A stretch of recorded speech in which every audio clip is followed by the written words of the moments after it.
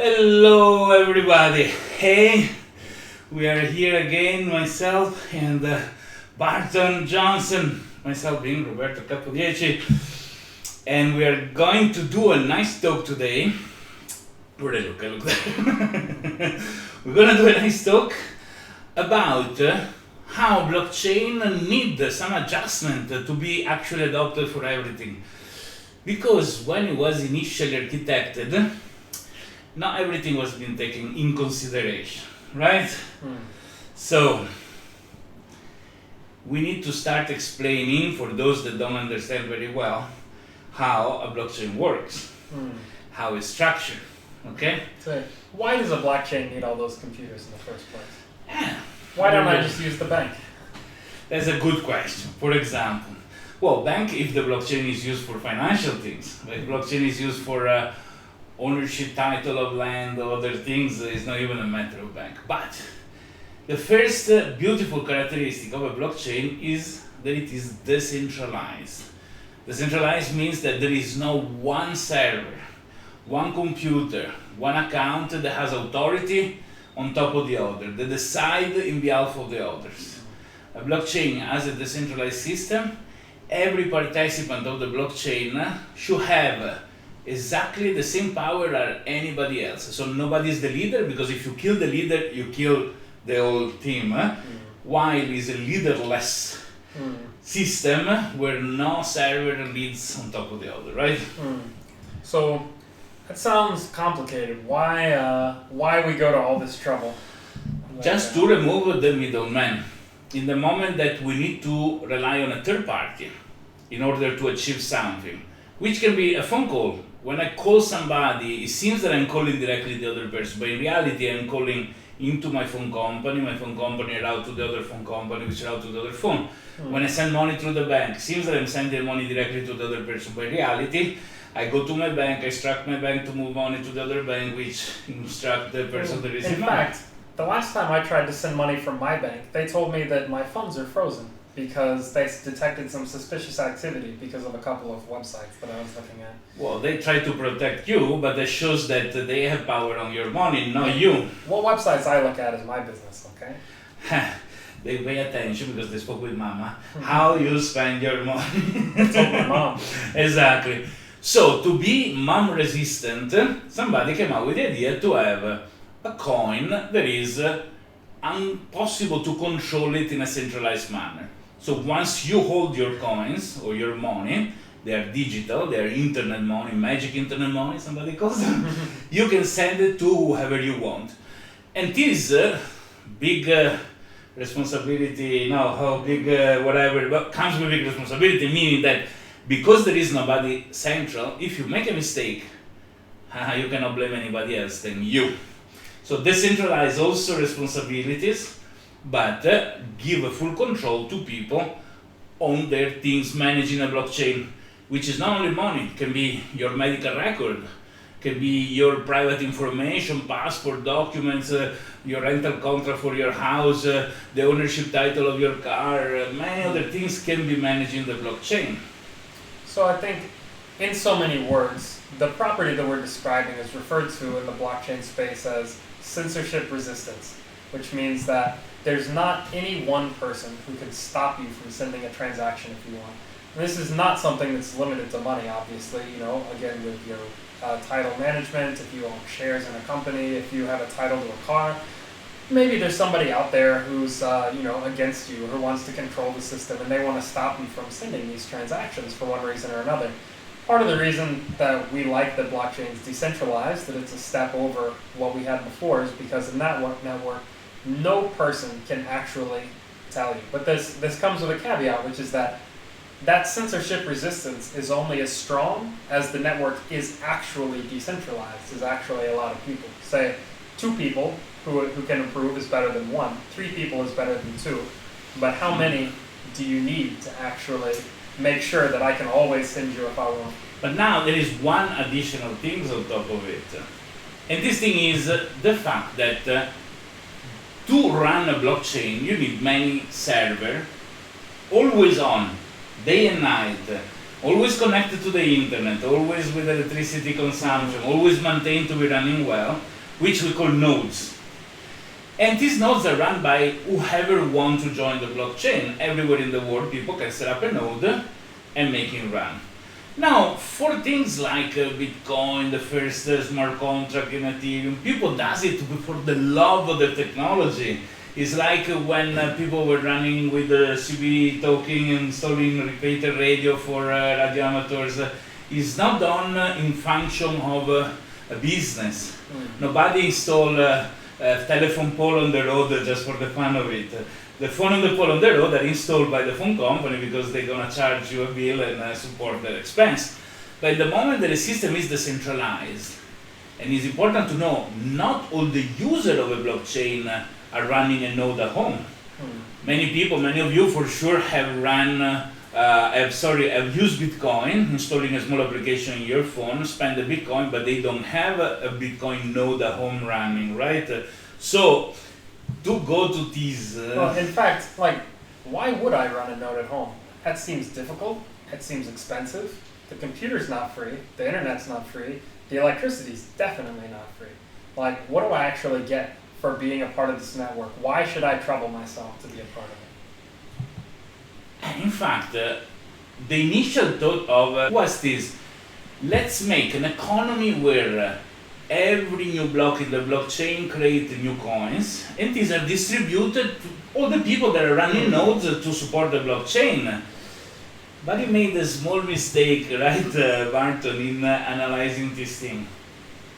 He didn't think that people can come together and have a very strong power in creating blocks and controlling all the block production and keeping the money of the rewards, leaving nothing to those that run nodes at home, and they are not powerful as these people. So in a blockchain there are two kind of nodes, which should be all in one. Initially the idea was that every node has these two functionality and run both of them. To be a miner, so creating new blocks, and to be a validator, which means validating the quality of the blocks. Now the reward is given only to the miners and not to the validators. So obviously people that want to invest money and to earn money are not interested in the validation, they all go toward the mining. And this happens in Bitcoin, that just 12 accounts that are made by many people and many computers, but 12 accounts mainly create and create a new block. But all the nodes, the validators blocks, are making no money, are run by volunteers, they pay their own electric bills, right? Whoa. So let's break this down a little bit, because I want to make sure I understand what you're telling me. So you mean that all of that computer power on the Bitcoin network, there's thousands of people who bought custom hardware, they really only go through 12 computers that propose blocks, that actually pick the transactions that go into the history. And this previous history on the Bitcoin blockchain is 99.9% controlled by 12 people? Yeah, it's 12 accounts, let's say. Okay. So the machine that elaborate the possible new block split this work among many people that have this hardware at home or put the hardware somewhere else, rent the space the hardware, which is called hashing power, made with these ASICs. But they all try to solve the same problem. In the mind of Satoshi Nakamoto, every computer was solving a different problem that was making the reward goes to them.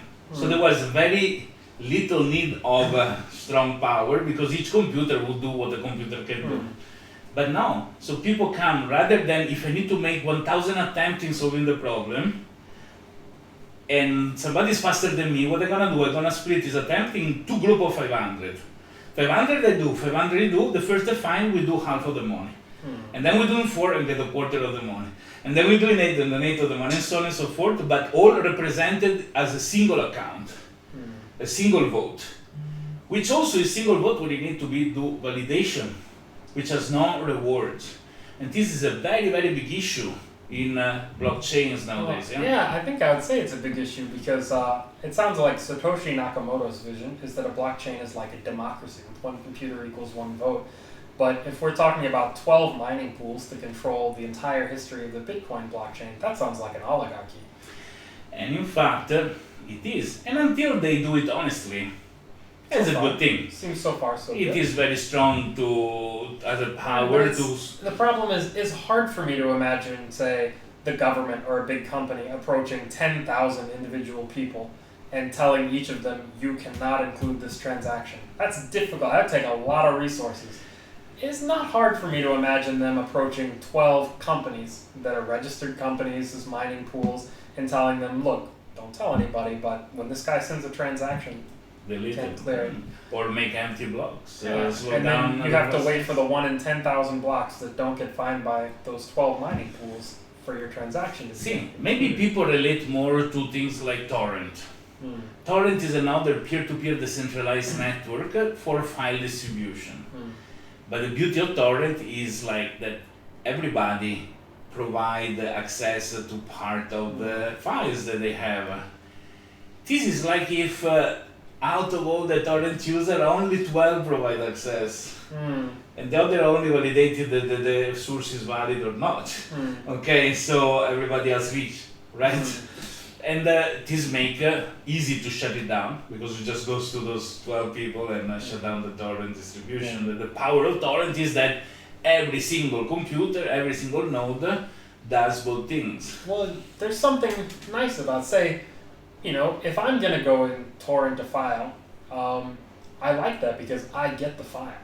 There's some video game that I've been dying to play, and there it is for no money or whatever, Maybe I do it for a very legal and noble purpose. Like I share some research documents. Oh, of course. That's what I use torrent for constantly. Everybody, I'm sure everybody at home, the only use of torrent is to download Ubuntu or share documentation, open source. So, I get the file that I want, and it's easy and it's fast, and if it means that a little bit of my internet connection's upload is being used to share the files to other people, that's no problem because I'm being rewarded for my time. I get the thing that I wanted.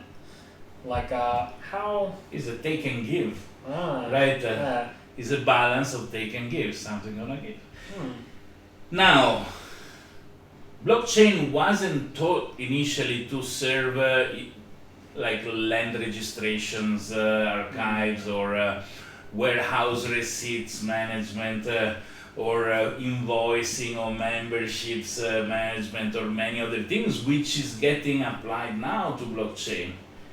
So, first of all, if it's a public blockchain, you want to be sure that everybody maintains a node, not only those few that can make money. So the paradigm has to change. The rewards money of the tokens that are created, they need to be distributed among all the people that is maintaining the network, not just the two that come together because they have more money, they can make more money by creating blocks. So the first change for blockchain of the futures is to reward not only those that create, but also those that validate equally. Okay. That sounds very nice in theory, but what about where this meets reality? It's easy for me to give new coins to the guy who creates a block because everybody can see who created the block and then it's a valid block. But if we want to talk about rewarding people who did useful work for the network, the people who validated, who forwarded the transactions, there's so many transactions. Say if I have 10,000 nodes and I have one transaction that gets echoed between 10,000 nodes, then who knows how many individual computer-to-computer transmissions that is? How do I know who was supposed to send it to who? How do I know whether they actually did the work? Like, how can I measure that? The blockchain already struggles to have enough space for the couple of transactions. Like, how would you ever practically prove that somebody's doing the work for the network? That's not an easy exercise because it's easy to pretend in the internet. They say everybody in the internet is a refrigerator, or is a dog, or is what they are actually not claiming to be. So when people say, okay, I've been participating in this blockchain, I put on my node, I want my share of reward. It's very easy for people to create a small application that respond to the other exactly what they want and collect the money without doing any work. So I think in the next section we're going to explore deeply how we believe this problem can be solved. And then we're gonna go down a rabbit hole of technical, mathematical, cryptographic explanations. So brace yourself for the ride. But this is gonna be in our next 20-minute section. Now I want to share something with you to make you understand the importance of how many nodes are running in a blockchain. I was reading the news and I was amused to see something like this. Spike in NXT and hardware nodes after new incentives rolled out. And I'm like, incentives? What does it mean actually? Let me go down and analyze this thing with Barton. I hope there is no audio coming out from the video there. We have John McAfee obtaining the word. How do I click this thing? No, I don't click it. It's muted. Okay. So now you see spike in NXT hardware, and scrolling this interesting article, we can learn that they pay. Gelurida, the company behind the blockchains, are paying with the tokens node for just doing validation work, because the protocol that they have doesn't have natively something to reward validators. This is not proof of work, it's proof of stake, but the mechanics is identical. They do reward only who creates the blocks, which are people with a lot of stake, which is a lot of money, meaning that the blockchain has new block decided only by those that have more money, which they can easily not be many. In order to have, and now they reach 1,000 node, if you want to make some NXT hardware coins, you're welcome to run one NXT hardware node. While supplies last. Exactly, while supplies last. But they centralize the function of rewarding people. So it's now part of the consensus mechanics of the algorithm of the blockchain. We've reduced the fact that the blockchain guarantees that you're going to get your fair share to the promise of some rich people who created it. Exactly. Which is already something amazing. No, sure. Because compared to many other blockchain, people that do validation get nothing. Already, I can pay a lot of people to do the work that I think is important. In fact, as long as I'm the one paying them, then probably if I tell them not to include a transaction. Exactly. This is the trouble of centralization in decision. As soon as somebody holds the power of influencing others, where is the decentralization here? Yeah. Because as correctly Barton said, hey, if you don't do this that I say, if you don't update the software with the version I want, if you don't, then I stop paying people. Then probably people will listen. Like or somebody is so charismatic and charming that says, hey, my creation changed because there is a DAO that holds a lot of my coins, and suddenly... No. So that's one way to buy a blockchain. Correct. Mostly when the blockchain has a very low value in terms of... the effort can be bought. Exactly. So, I hope, let's recap, we are at 3 minutes before the end of the first 20-minute session. 20 minutes went very fast, I love it, yeah? So, to recap, blockchain has been invented to solve a problem that was specific to have an internet money, internet coins, okay? Has been a jump in the dark because there was no previous experiment in doing that. The invention of the blockchain has been amazing, but they need a lot of fixing.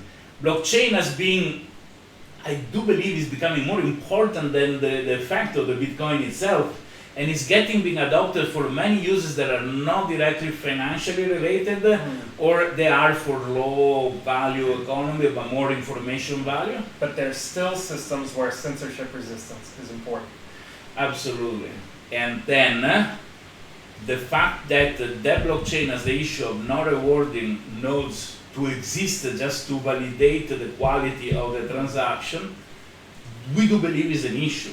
If you believe it's not an issue, please comment below the video and let us know, because it's a good point of discussion, and we are not perfect. We have our opinion, we are sharing our opinion, but... And I want to make a point to say that I don't think that we're the first people to ever realize that it would be nice to reward the validators of the blockchain. There are a couple other protocols that have different tries at it. I want to explore those two in the next episodes, yeah? I think we have a little trick up our sleeve that maybe we have a way to do it that nobody else has thought of yet. In the third session of today, 1 hour video podcast, videocast, what is it called? It's two guys chatting. Two guys chatting, yeah. Alrighty, then so, very important, write question in the channel and in the Facebook, in the YouTube. We're gonna try to see them somewhere.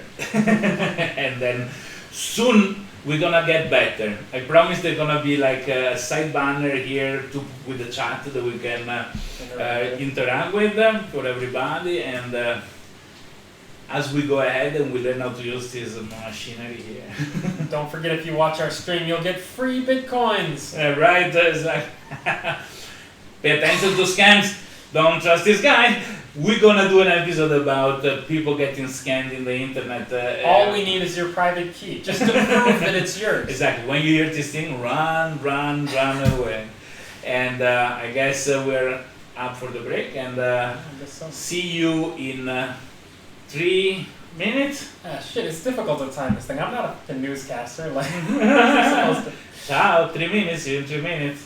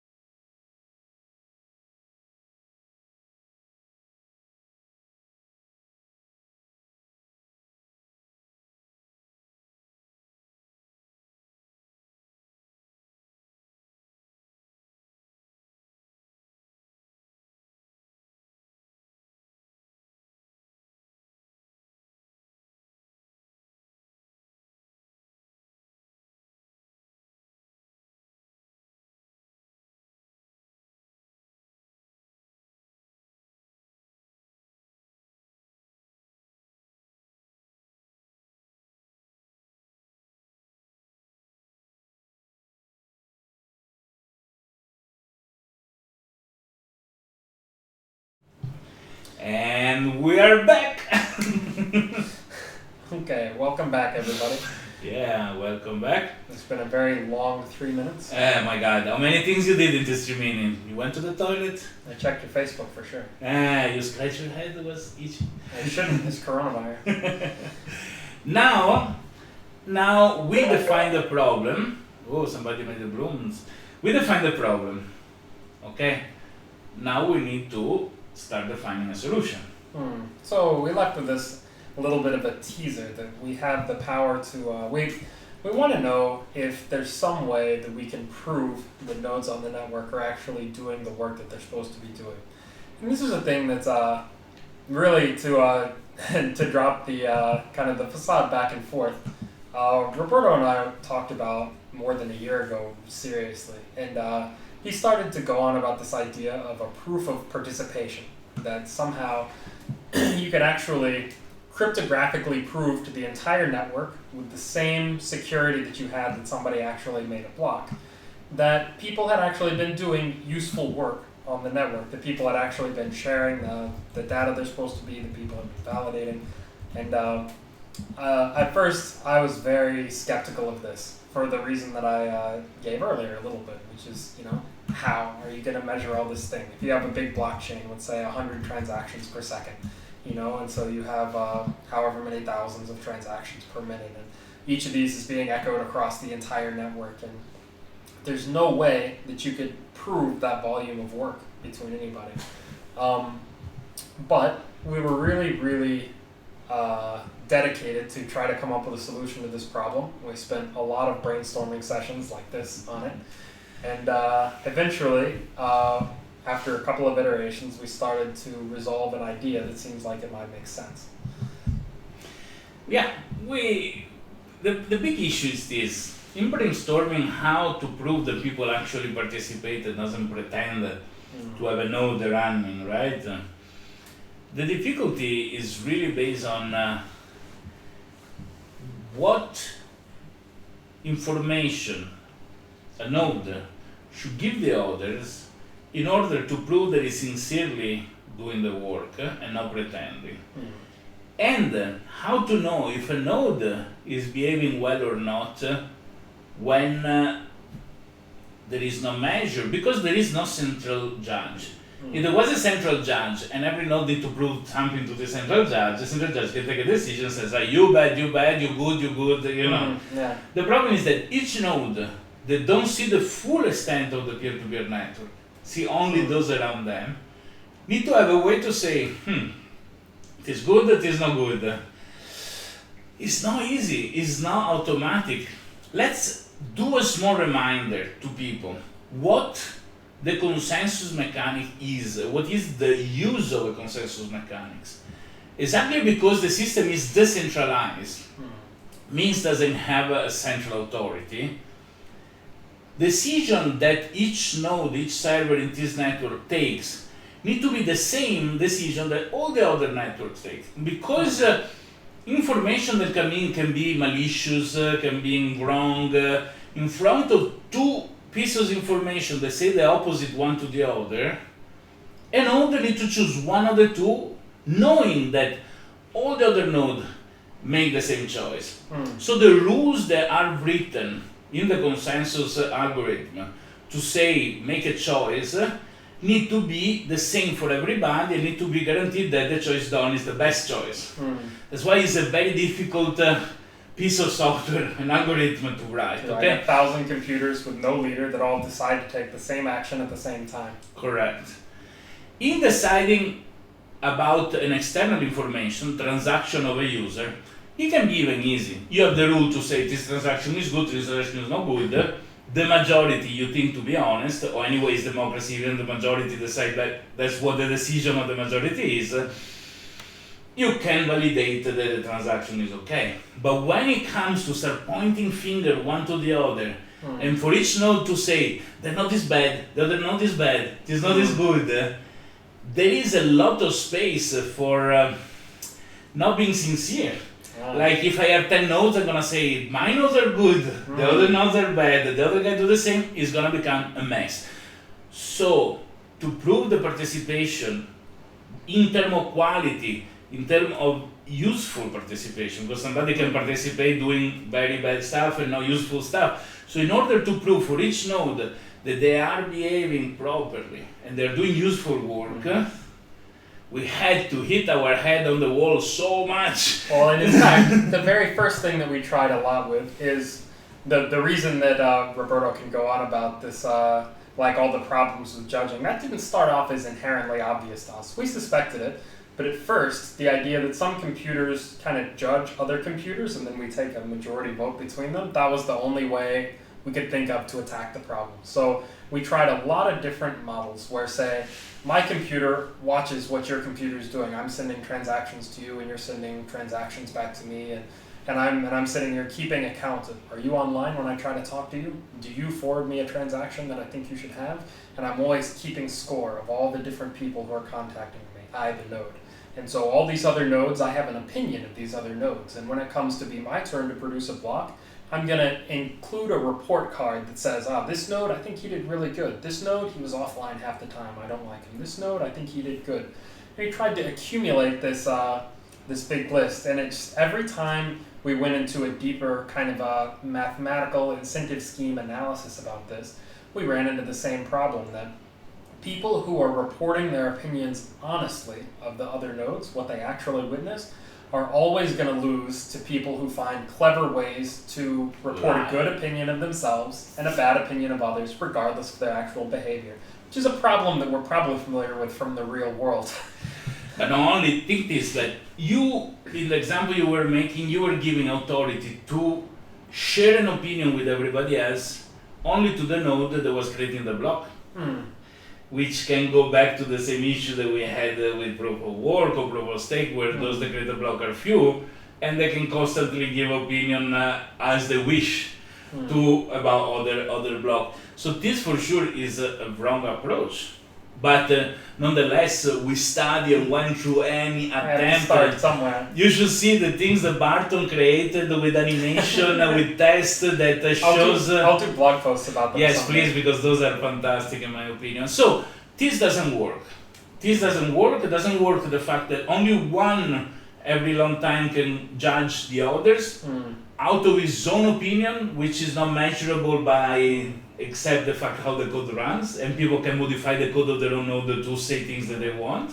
So this is being discarded, which is the next step and the next approach. And in fact, one of the general lessons that we took from this is that any time that one node's say-so affects another one standing in the... So like, if I can hurt your reputation on the network by saying something about you, all of those systems that we analyzed can be gained. And so we decided to turn around. The only way to make a fair system like this is that when it's my turn to say something, I respond by proving something about myself.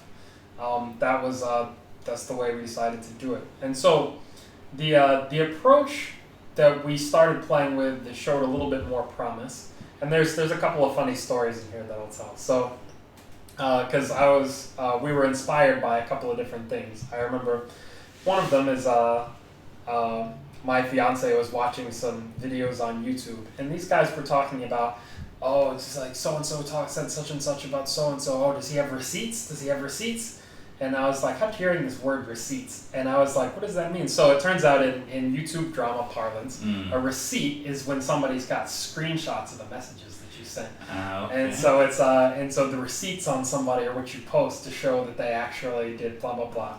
And somehow this mixed with all the thinking that my brain was doing about consensus things. And I started to think, a receipt is... What if when my node sends your node a transaction, your node sends my node a receipt?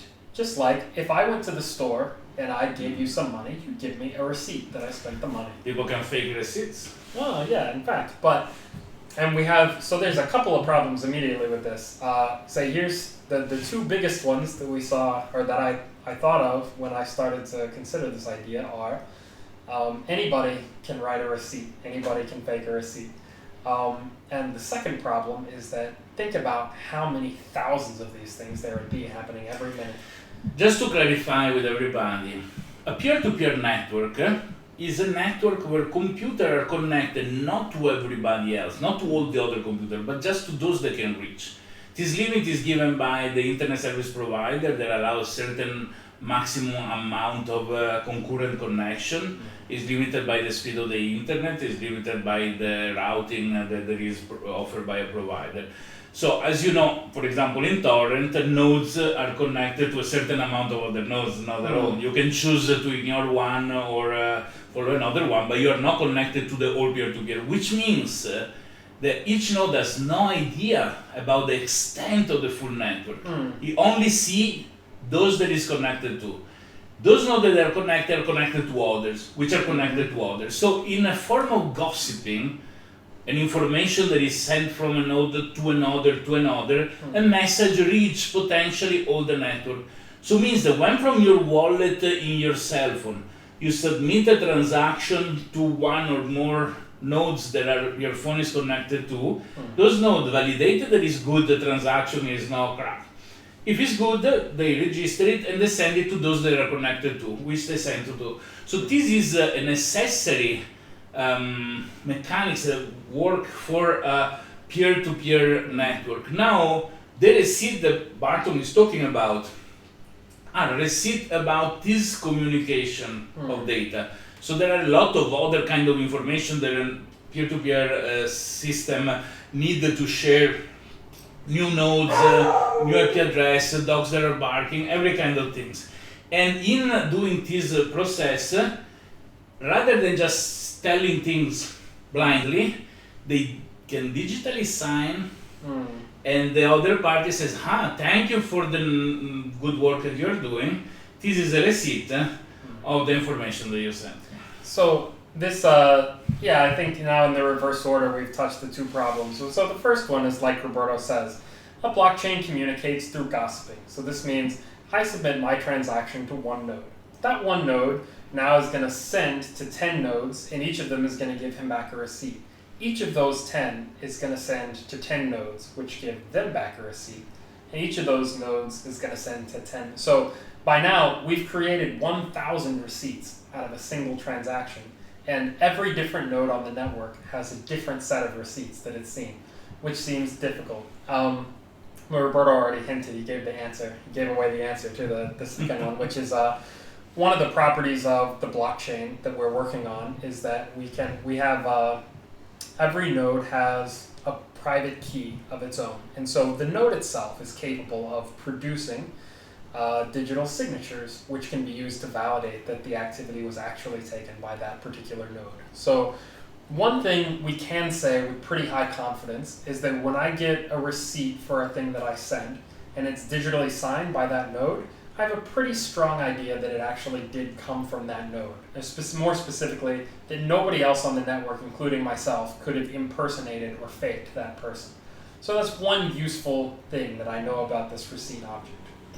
But then the real big question was, how do we tackle this problem of the scale, the sheer number of these things that get generated? Consider if every transaction that goes to the network generates 1,000 receipts across the network, and I'm having 100 transactions per second, there's millions of receipts that we're talking about very quickly. Even if they're small, to count them, to show them all. First question I have, who's keeping these receipts? My accountant. Where do I put them? What I do with these receipts? So in fact, our nodes in the network, they keep a kind of a filing cabinet for the receipts if you want. Like really in computer terms, it's a database locally, but you can think of it like a filing cabinet. Like each one, he keeps all these receipts that he gets from retransmitting and keeps them in here. But so the intuition that we ended up following for how you can actually prove something about this comes from, I think many of you live in countries where you can take jobs that do randomized drug testing. Does anybody live in a country like this?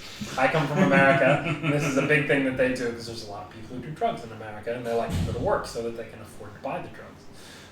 And so the workplaces get very careful about, but see, if you imagine doing a drug test, think about like if you need to prove that everybody's not high every day.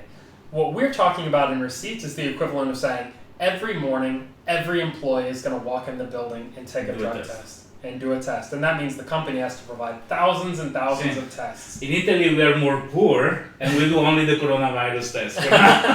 But the mechanic is the same. And so, in fact, it turns out businesses are a little bit more efficient than this, and they tried to think of a way that they could get the same result, which is all the employees to not do drugs, by spending less resources. And they started to think of this in terms of creating the threat of a random test at any time. So they don't give you every employee a test every morning, but any day you could be chosen to take the drug test. So they use a tiny number of tests, but because you never know when it's going to be your time to get tested, you don't do the drugs in general. So life is a lottery, let's say. And now it seems incredible, but we already over the second session. I forgot to start the timer properly, but if I look at the clock, it's 3:41, which means we did already two 20-minute sections. When we come back, you'll have to hear the rest of the explanation about what it is about drug tests that has to do with counting receipts in the ZBC blockchain. And also, it's important, we are doing all this exercise to explaining to you for two reasons. First, because we want to create education. There is this camera that go out of focus, I have to apologize. Anyways, we're gonna get better camera just as we become more rich. Pretend it's an artistic effect. Exactly, we do it just to confuse the ideas. Which was the guy that had in his driver license this picture taken out of focus. So when the police stop him, says, yeah, okay, you can go. Anyways, we do this for two reasons. One, to share knowledge. A lot of people have not much idea about blockchain. We try to make it simple, funny, and you can learn something new. And we also want to trigger people response to problems that there are to make innovation in blockchain. So either you are a very big expert, then we're going to talk much more in technical details, or you are just somebody with a good brain that can offer an idea, an open view, something from outside. We're happy to take it in and get opinions and comments. So now we're gonna do 3-minute breaks. You leave your comments below in the video, not below in my table, below in the video. And we're gonna be back after these 3-minute breaks. Don't hold your number one anymore and run to the toilet to pee. We give you the time, then come back and we do the last session of 20 minutes. You only went 20 minutes ago, but who are we to judge? Right.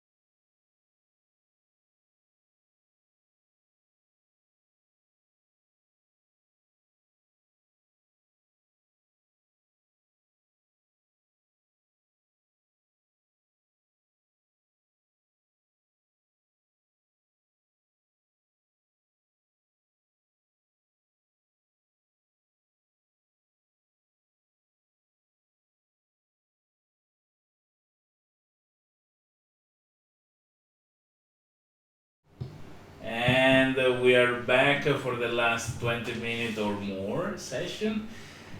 Now we are going to be out of focus. Now we're going to be very technical. So if your understanding of technology doesn't go down to a good level, yeah, thank you for the bling bling. You are free to. Man, just focus this camera. I'm gonna do something about the camera. Anyway, I leave it to you to Barton for the technical explanation of this solution. I think what Roberto is trying to say is that we're still figuring out our scheduling and pacing for how these things go. And of the topic we wanted to talk about, we only got them the first 20%. And so now we're going to speed up a little bit and talk more at the pace that we used to talk. And if you guys find that interesting, we're more than happy to share it with you. And if you don't find it interesting, then no problem. So just to kind of round out the explanation we had a minute ago, I had given this analogy about drug testing and how really the key lesson we take away from that is that we can use this random sampling of the events that happen. So if we have thousands and thousands of possible receipts that people are collecting for work that they've done on the blockchain, and we know that each of these events are valid because they match actual transactions or actual blocks that were transmitted previously in the blockchain, we can validate the receipts are okay, and we have a whole lot of them. And what we can do is we can pick some strategy so that after a period of time, a node is required to present a small number of these receipts that he's collected over time. The trick is that the node doesn't know which receipts he's going to be asked to produce when he creates a block until the time of the block. So say if I tell you that so you need to do 1,000 math problems for your homework. I'm only going to check 10 of them, but I'm going to pick 10 of them at random after you submit the homework. Then in order for you to actually hit the 10, you damn well better do all the 1,000, because if you try to only do 200, then you're only going to do on average 2 of the problems that I wind up checking. So it's a very good system to make sure that the threat of being caught not doing the work is enough to cause you to do the work instead of having to measure every single item. So so that's the first part of what we want to do. There's a second part of what we're trying to accomplish with the receipts, which comes down to this problem that even if we have this random sampling, so we have the two things that we can work with. When I'm going to create a block, I can go to my node's filing cabinet and pull out a couple of the receipts that I'm asked for. One of the things that I could do, and we know for a fact that these receipts came from the nodes that I say that they did because they're digitally signed by those nodes, so I cannot falsify them myself. But maybe if I had some other nodes that wanted to conspire with me, one of the things that I could easily do is right when it's my turn to create a block and it says you need to produce receipts from nodes A, B, and C, I can go to A, B, and C really quickly and say, hey, make me a receipt, sign it, give me here. And then I could post them in my block and put them on the blockchain. And it would appear as though I had done the work in the past, which I actually had not. So the really significant part of the system that we devised, which is a little bit technical to go all the way into here, but it's close enough to say that each receipt that I put on the blockchain, one of the fields that it contains is a commitment, what we call a Merkel root, of other receipts that I've actually collected over time, that can be used to prove in the future that a receipt that I produce was actually created a long time ago. Now, I'm going very fast, like warp speed now. Yeah. No, but there is also, to say, a video with all the animations we can see here, and I posted it. If you look for blockchain ZooBC receipts, you're gonna find these. Actually, since we're gonna take the time, maybe it helps the discussion to actually play the video on the stream. Do you want to try? We can try to do it's this only incredible 2 minutes or something. thing. Let's go at the beginning of this. This is a very beautiful video from our wonderful department at Blockchain.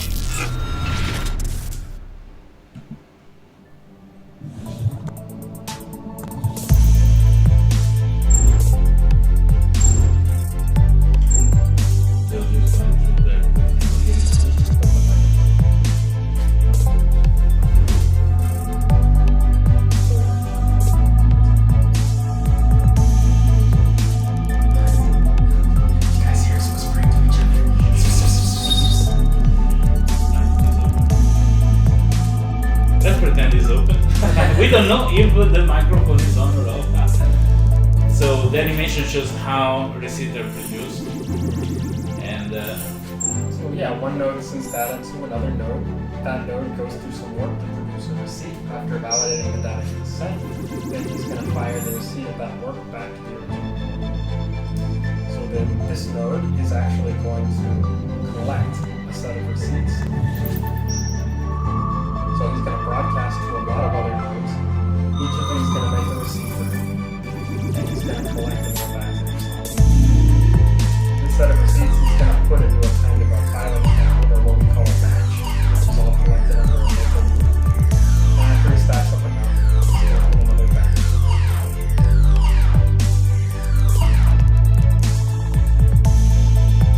And these, kind of live in the pilot account. Each of these batches is guaranteed by a thing called a Merkel group, which means we can prove their prior existence, and the Merkel groups get injected into the blockchain as this part's a little bit less important about obviously, because you said there are a lot of receipts, people need to be able to delete them. Delete them also because they expire. If they are not invalidated in a certain amount of time, there is no reason. So we don't have to keep them around forever.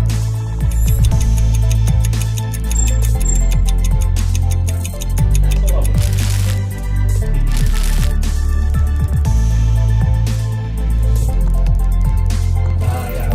And this is the really tricky part about how do you, when I post a receipt on the blockchain, how do I prove that it existed before the blockchain asked for it? So I look up to see if I can, what we call here a linked receipt, to see if I can prove that it was in the Merkel root that was previously published by another blockchain. So, pretty cool. Very, very interesting. Here we're back. Now, this is the point I want to get to, and this is I have a new kitten at home that kept me up all night long, and I was thinking while I couldn't go to sleep because the cat was meowing about how we can actually make this problem more manageable. Because so this system, we've done pretty good in terms of narrowing down the scope of how much data needs to be worked with, and but if the network gets very large, we still have a kind of a problem in terms of how we do this, which is if we imagine that, say, there's 10,000 nodes on the network. So one thing is I have to keep these receipts long enough for the time, say sometime in the past, somebody in a block included one of my receipts that has a Merkel root. And so there's going to be some number of blocks, and then I finally get to make a block where I can put a receipt that I show is linked from that Merkel root. So I know that this receipt existed back at this time, right? So the problem with this is that when the network is very small, this happens very fast. Say if there's 2 nodes on average, I make every other block. If there's 10 nodes, on average, I make every 10th block. But if there's 10,000 nodes, then on average, it's 10,000 blocks between the time that I make one and I make one again. Or, the chance that one of my receipts was published by somebody else in the past, there's on average a very long length between then and when I need to post my receipt. The problem with this is that this influences the safe expiration time. So if it could be 2 weeks between when a receipt was posted that includes a Merkel root for me and me getting a chance to post the receipt, that means I have to keep 2 weeks worth of receipts on the computer. And like I mentioned, even for a single node, keeping all these receipts could be a huge number. So we could wind up with, let's say if we wanted to process 100 transactions per second, then now that's like 6,000 receipts per minute. But that's not just 6,000 receipts per minute, that's 6,000 times the number of peers I'm sending to. If I'm only sending to 10 peers, then I'm collecting 60,000 receipts per minute. And you can scale this up and see that quickly it becomes over a couple of weeks, this becomes millions of receipts that I have to store in working memory, which is several gigabytes. I want to reassure people that if this seems confusing, it's also for me. We have a nice white paper that soon is going to be published as a book actually, but it's for free to download in a PDF format in Blockchain Zoo, OSBC, or my website, where you can read things slowly and make sense of them. And you can still always ask questions to us, and we're going to be happy to respond in our podcast. I leave it back to Barton to continue for his explanations. Properly. I apologize that we went slow before, and I apologize that I'm going fast now, but this is what you get. So the thing that I was puzzling on is, how do you make this more efficient? So how can you do this without having to keep all of these receipts? And I cycled through several ideas that touch on different parts. But the one really key one is this. In our system, we identify two different kinds of receipts, which we call linked and unlinked receipts. You saw them in the video. So the linked receipts, the unlinked receipts can come from anywhere. And in our system, they're not worth very much points. They don't give you very much participation score on the blockchain. But the linked receipts, which are the ones you can prove existed in the past, they do give you a lot of points, because we know for a fact that you couldn't possibly have just made them up right now. We know that's work you did in the past that was already proven in the past. So we have much greater confidence that it was real. So I started to play around with it. So up until now, other than this distinction of being linked and unlinked, we had pretty much thought of these receipts as one kind of thing. Like, these receipts are in a big bucket that all behave pretty much the same way. So there's a couple of filters that decide which receipts I'm allowed to include in a block, and I have to go through all my receipts over this time to try to find the ones that match the filters and which ones I can link. But there's a simpler way to do this that still proves similar things. And this involves saying that there are different rules for which unlinked receipts and which linked receipts you can actually include. So, which in this case, the rules are, the unlinked receipts that I'm going to select have to be from very recently, say even like 1 or 2 blocks ago. For a technical reason, I think the number is 2 blocks ago. It can't be from 1, because you can look forward and predict the next block, but you can't look forward and predict who's going to make 2 blocks in the future. So I think from 2 blocks ago, all of your unlinked receipts need to come from who you're supposed to be connected to 2 blocks ago. And they're going to include this batch of receipts from other people. The other key to this idea is before, we had thought of batches of receipts as being something like you stack them up, and when you hit the maximum, then you save that batch and you start the next batch. Then you save that batch and you start the next batch. But actually, we can prove a lot formally about the behavior of these batches if we were to say that batches are synchronized with the process of block creation. So for each batch that I have a Merkel root saved, I know that all of the receipts for that batch are related to transactions for a specific block height. This makes it much, much easier to calculate on exactly which batch I can keep. So if this is true, then we can do a kind of a trick like this. So it's my turn to create a block. First, I'm going to go to 2 blocks ago, and I'm going to include, say, 10 unlinked receipts that include the Merkel roots of each of those guys. But now it's my turn to provide some linked receipts.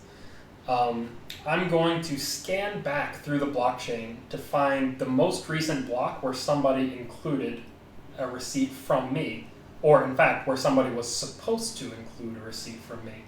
If he failed to include it, then that's actually a kind of a problem, because either that means I didn't send it to him, or it means he refused to include it, and both of those are worthy of punishment. So everybody lose. So yeah, it's not till the last receipt for me I can find, but we know for a fact, based on the network scrambling rules, we can tell if we get to a block where a guy was supposed to publish a receipt from me. From there, so once we find that Merkel root, then we can have the randomizer ask for a random set of transactions that should have been in that particular batch, which is one specific batch at that time. If we play by these rules, then we get a really, really cool property, which is the fact that so as I'm doing my work as a blockchain, I'm keeping all the receipts. I'm making these new batches once per block, right? If as soon as I don't see one of my receipts show up in like 2 or 3 blocks, I can delete that batch because I know for a fact that that Merkel root is never ever going to be included in the blockchain passed already. So the only batches I have to keep are the couple of times that somebody posted a receipt for me, which is much, much smaller, and it doesn't grow with the size of the network. So the way I was planning before, if the time between somebody posting your Merkel root and you getting to post a block, if the time between those two got longer, the number of receipts you have to store got longer. But if we compute it in this way, then actually it doesn't matter how long there is between these two periods of time, because I know very quickly after I do the work that I don't have to keep these receipts anymore, whereas I do have to keep this batch over here because I actually because I could be called on, I will be called on.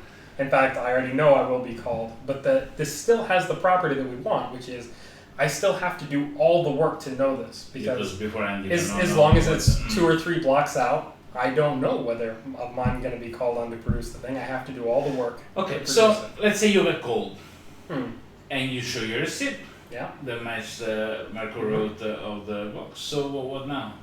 What is this for? I don't understand why you're explaining this thing, right? Okay.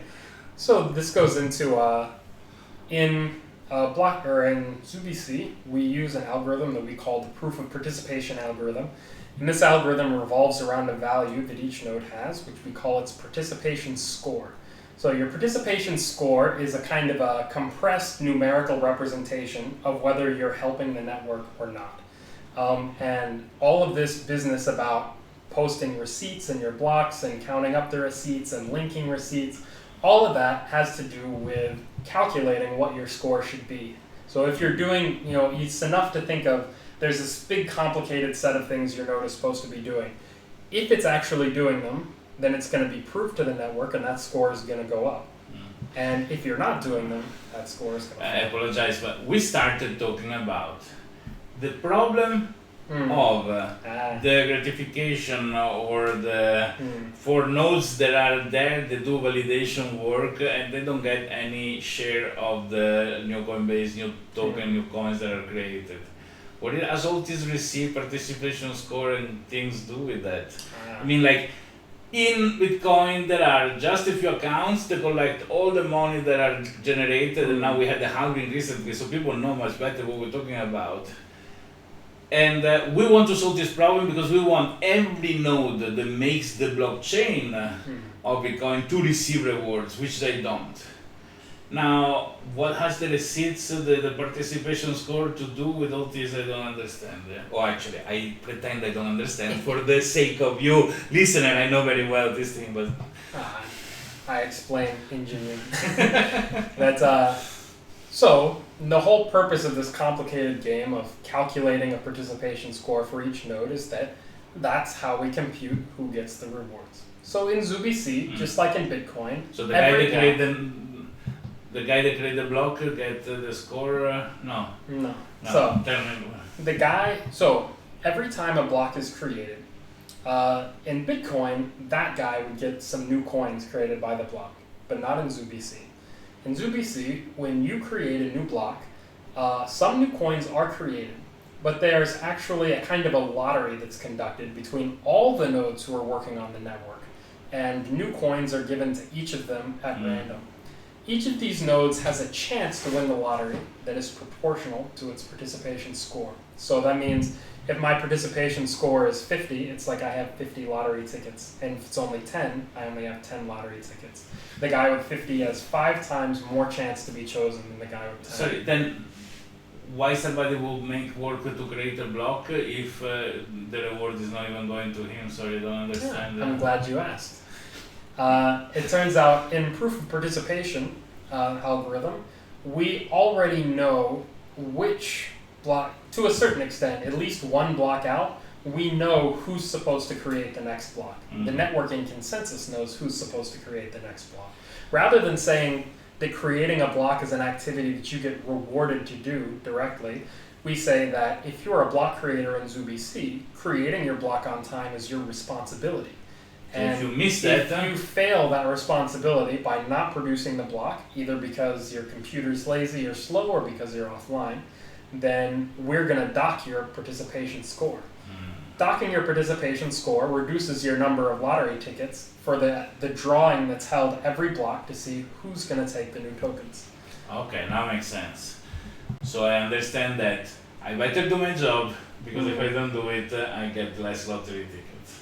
And that makes sense. So the creation of the block is known one block before the turn. So people cannot say, okay, I turn on my computer only when I know I'm going to do the block. Yeah. Because you don't know it until is minus one turn. Correct. So so you need to be always ready there. So your node needs to be online always, because anytime the next block has to be you.